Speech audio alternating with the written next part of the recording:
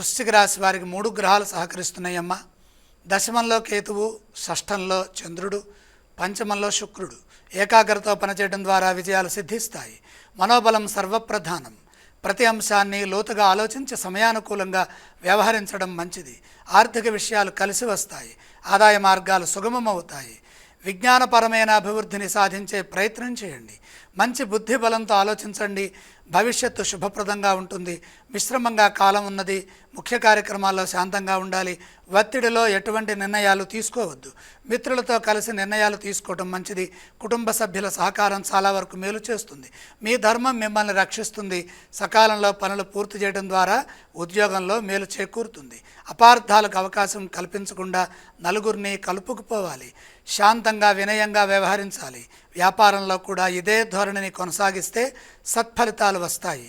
కొందరు మీ ఓర్పును పరీక్షించి మీ సహనాన్ని పరీక్షిస్తారు. సౌమ్యంగా వ్యవహరించండి.